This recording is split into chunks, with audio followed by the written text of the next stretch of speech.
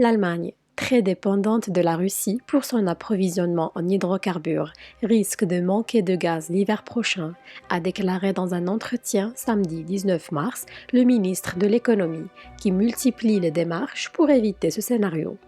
L'approvisionnement en gaz n'est pas encore complètement garanti pour cet hiver, a déclaré Robert Habeck dans un entretien à la radio.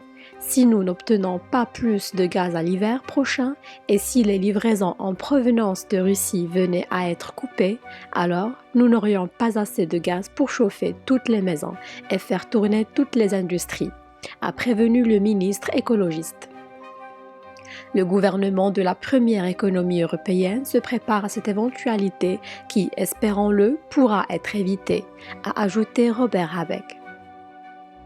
Le ministre s'est rendu samedi au Qatar, l'un des 3 plus gros exportateurs de gaz naturel liquéfié, cette ressource sur laquelle comptent les pays européens pour réduire leur dépendance au gaz russe avant une visite dans la foulée aux Émirats arabes unis.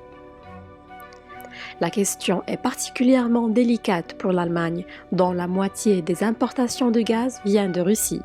Cette semaine, Robert Habeck, également ministre du Climat, s'est déjà rendu en Norvège, important producteur de gaz, après un voyage aux États-Unis au début du mois. Berlin est critiqué en s'opposant à un embargo immédiat sur les hydrocarbures russes, dans le but d'assécher les flux financiers vers Moscou suite à l'invasion de l'Ukraine. Pour diminuer sa dépense envers le gaz russe, l'Allemagne a signé ce dimanche un accord énergétique de long terme avec le Qatar. Cet accord a été conclu lors d'une visite à Doha du ministre allemand de l'économie Robert Habeck, qui cherche à diversifier l'approvisionnement énergétique de l'Allemagne. Le Qatar est l'un des 3 plus grands exportateurs mondiaux de gaz naturel liquéfié, une énergie prisée par les pays européens, cherchant une alternative au gaz russe depuis l'invasion de l'Ukraine.